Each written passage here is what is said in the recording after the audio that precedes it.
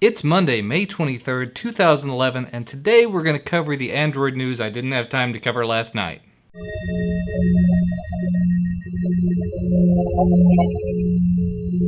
Yes, if you have not seen it already, I put out the full general Linux news last night. Today is just going to be about Android, so if you're not interested in Android news, feel free to go watch one of my other videos. Hopefully that will be more your speed. But let's go ahead and get started with the Android news. This week we saw several devices seeing Gingerbread updates starting to roll out, and several devices starting to get test updates for Gingerbread. Not the full official ones, but let's go ahead and just go through some of those. Samsung announced earlier this week that the Galaxy S-Class devices are going to start seeing the Gingerbread update in the immediate future, if they haven't already. It's going to start in the UK and in Norway, and then make its way into the rest of Europe, into the North America, into a lot of other places, just rolling out little by little.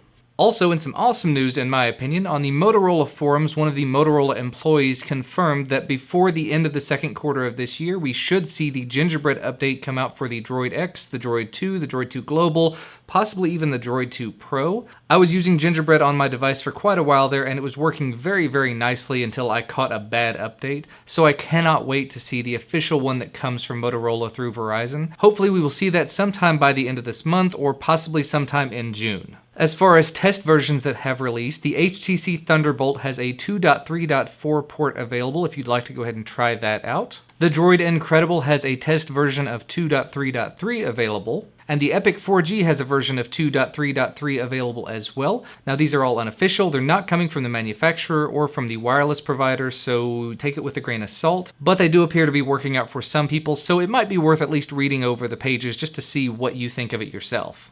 In a bit of news that I wish had come out when I was still on AT&T, this week it came out that the future Android devices on AT&T are all going to allow for side-loaded applications, and the previous ones are supposed to be receiving updates to allow it to happen as well. So if you do want to use the Amazon App Store and you're on AT&T, you may not be out of luck for too much longer. If you have already received an update letting you do that, definitely let me know in the comment section below. That's one of the big things that made me want to move away from AT&T, was them saying you cannot run your own applications. You have to use just what's in the Google Marketplace or nothing else. And yes, I do realize I could have rooted a device if I'd had one on AT&T, but I just didn't see the point in supporting a company that was going to put such a constraint on the whole platform. Now, in a bit of news I consider even more amazing than AT&T letting you sideload apps to your Android-based devices, I've mentioned a few times over the last few weeks that there's a hacked version of the Netflix app available for Android, but it was only working for a small handful of devices up until this week. Over at the XDA forum, you can find a copy of the latest, greatest version of it. I have it installed here on my Droid X. It is working. It is running actually pretty decently, though the video quality leaves a little bit to be desired. When I was out in the middle of nowhere visiting with my in-laws, I was able to pull up and run, I believe I watched Prince of Persia, or at least part of it, and it did not buffer. It didn't have any problems. I was in, like I said, the middle of nowhere, and the 3G connection is there, but it's kind of flaky.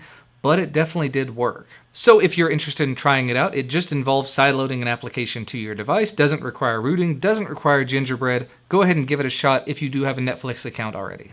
And what better timing to offer something like that than right after we find out that Google Movies, the new service that Google's going to be offering that allows you to rent movies on your device, is not going to be available for rooted devices. An article over on Droid Life goes on to talk about how on the Android Marketplace help section, they've got a little thing that mentions if you can't run these movies from the Google Movies section, it's probably because your device is rooted. They don't want you to be able to do that. I don't know how I feel about that personally. I guess it's just to try to keep people from pirating the movies, but I have to say, keeping people from using rooted devices to view the movies really isn't going to make that big of a difference. Now, in another Android-related story that I find extremely interesting, the people over at Engadget broke the story this week that apparently the new Honeycomb version that's been available for a little while now isn't just Honeycomb. It's actually got the version of Gingerbread tucked silently underneath the interface. Apparently, if you use some sort of an application to raise the pixel density on the device and then reboot, instead of getting Honeycomb when you reboot, you'll get the default Gingerbread interface. Now, this may be a moot point before too much longer because, of course, Ice Cream Sandwich will be coming in the next few months, and according to Google, that's supposed to unify everything, make everything nice and friendly and harmonious. Everything should have the same look and feel. But for the time being, if you're not a huge fan of Honeycomb and you do want to have that Gingerbread interface, it might be worth looking into that for yourself.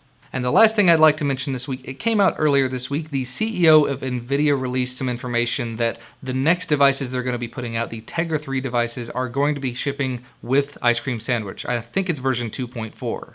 They say they're working closely with Google to make sure that Ice Cream Sandwich works well on the Tegra 3 quad-core processors. And from the article, it kind of makes it sound like we might see a Tegra 3 Nexus-based device coming before the end of the year. So I'm definitely looking forward to seeing that. I want some quad-core in my phones and tablets, and I definitely want to try out Ice Cream Sandwich. But that's all I've got for you as far as Android news for this week. As always, let me know what you think of all of these stories in the comment section below. Let me know if I missed anything or if I glossed over something a little bit too much. That's all though. Thank you so much for watching, and I'll see you next time.